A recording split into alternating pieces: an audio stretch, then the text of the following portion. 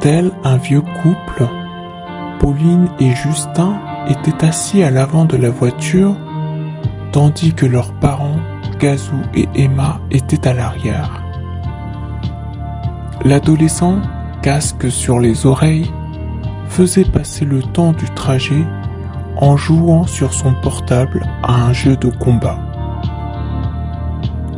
Il ne voyait pas l'intérêt de parler à sa voisine, une vieille dame de 70 ans dont la mémoire ressemblait à du gruyère. Emma regardait défiler le paysage et, sans savoir où l'emmenaient ces individus au physique étranger, elle se sentait en confiance en leur présence.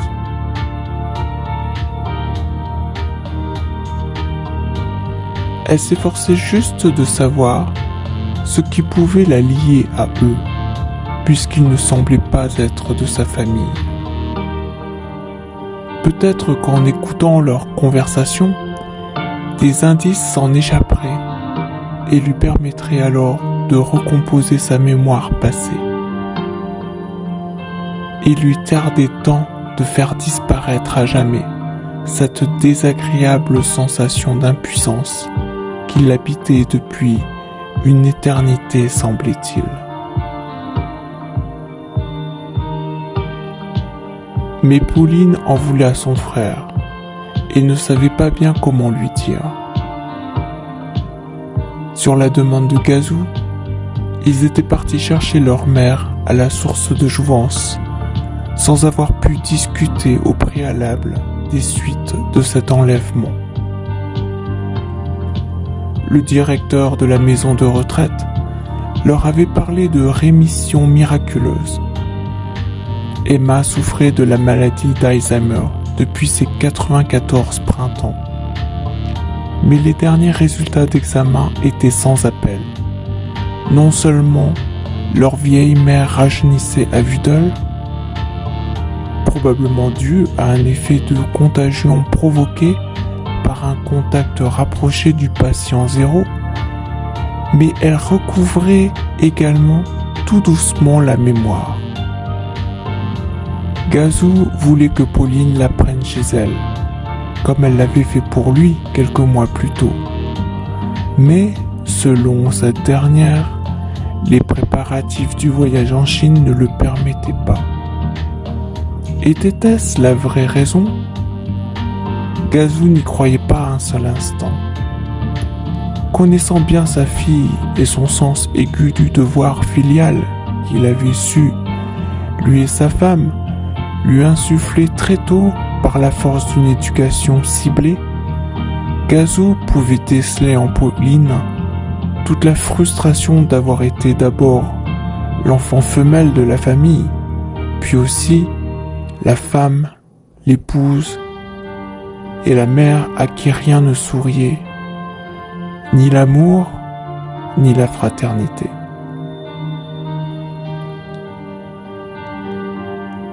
Gazou préférait d'avance se boucher les oreilles pour ne pas assister au pénible moment où sa propre petite bombe à retardement imploserait dans la voiture. Il sentait bien que ce moment-là était imminent. Le silence pesant entre le frère et la sœur semblait en effet exciter entre elles des particules de feu. L'atmosphère devenait soudain orageuse. Pauline, après avoir ruminé maintes fois les mêmes pensées, comme on mâche un vieux chewing-gum qui n'a plus aucun goût, se lança la première. « Tu pourrais pas garder maman chez toi ?» Justin releva soudain la tête et la regarda un moment sans rien dire. Puis il se retourna vers Emma, qui, elle-même sous l'effet de la surprise, se demanda ce qui était en train de se passer. « C'est pas possible, » répondit-il simplement. Pauline tourna brusquement le volant pour garer la voiture sur le côté de la route. Elle poussa un grand soupir d'exaspération. « Tu n'es plus un enfant !» dit-elle à son grand frère adoptif sur un ton péremptoire. « Je ne peux pas la laisser seule chez moi pendant que je serai en Chine. »« Tu n'as qu'à l'emmener avec toi, » dit Justin. « Elle ne t'a jamais insulté comme elle l'a fait avec moi. » Révoltée,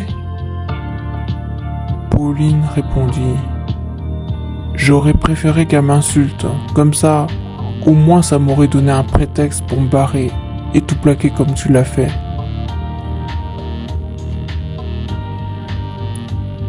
« Tu cherches à te trouver des excuses, » dit Justin. « Tu aurais pu partir toi aussi, Pauline, si vraiment tu l'aurais voulu. Ce n'est ni papa ni maman qui t'ont retenu. C'est juste que tu te sentais incapable de vivre sans eux. Avoue-le. Mais qu'est-ce que tu racontes?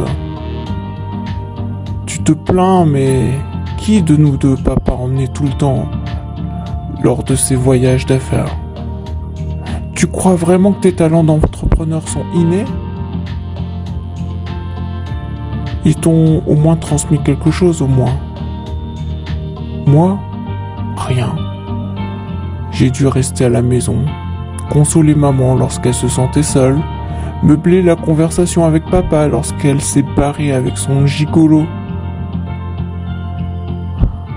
Non, j'ai pas eu le temps de m'apitoyer sur mon sort, comme tu le fais toi en ce moment. Écoute Pauline, je n'y suis pour rien si t'es resté coincé dans ce trou de merde. Tu aurais pu me contacter après mon départ, mais tu as préféré m'ignorer. Quoi? Ignorer? Mais je t'ai soutenu lorsque tu as fait ton coming out, alors que tout le monde te rejetait dans la famille. J'ai même essayé de vous réconcilier. Quelle perte de temps et d'énergie. Pauline, qu'est-ce que tu veux me dire exactement? Tu veux que je me culpabilise juste parce que je suis parti et que toi t'es resté? Ah bah c'est raté. Assume ton choix et ne me mets pas tout sur le dos. Un nouveau silence s'installa dans la voiture. Emma essayait de déchiffrer vaguement la conversation. Ces pauvres enfants, se disait-elle. Quels parents ils ont eu? Quelque chose en elle lui disait de ne pas chercher à comprendre trop vite les choses. La guérison devait se faire très progressivement. L'anticiper aurait probablement prolongé la vieille dame encore fragile dans une rechute irréversible. « Écoute, reprit Pauline en redémarrant la voiture. Je veux juste que tu me rendes un petit service. Garde-la le temps que je retrouve ma mère biologique. » Justin garda le silence. Son corps se raidissait à l'idée de voir se promener l'ombre de sa mère chez lui. Devrait-il congédier son petit ami pour lui rendre la vie plus confortable? Non, il en était hors de question. Ce serait une régression dont il ne se pardonnerait jamais. Elle vivrait chez lui, soit, mais en acceptant ses règles, ou bien retour chez l'envoyeur, comme pour la première fois. Après tout, c'est lui qui avait payé les frais de la maison de retraite, pour qu'elle leur fiche enfin la paix. Ok, dit-il au bout d'un moment à sa sœur, prends la nationale, je vais la prendre chez moi, mais je ne te garantis rien. Gazou et Pauline avaient fait bon voyage. L'hôtel que Justin avait choisi pour eux était petit mais confortable. L'agence d'adoption se trouvait dans le même quartier, à quelques pâtés de maisons plus loin. Ils avaient rendez-vous dans l'après-midi avec l'interprète. qui possédait le dossier de Pauline. C'est ainsi qu'elle découvrit, complètement abasourdie, son histoire avant l'adoption. Ses parents biologiques étaient 2 étudiants chinois militants politiques qui avaient été arrêtés à Hong Kong lors de la révolution des parapluies. En tant que leader de mouvement de la rébellion, la mère avait été envoyée en Chine pour y être remariée idéologiquement et mise aux travaux forcés dans les champs. Il n'y avait pas d'autres informations sur le père. Tout ce que l'enquête de terrain révélait à ce jour était qu'il avait été fait prisonnier quelque part dans Hong Kong. Gasoline était complètement retourné. Lorsque lui et sa femme avaient adopté Pauline, l'agence leur avait servi une histoire totalement différente de celle que le traducteur leur transmettait.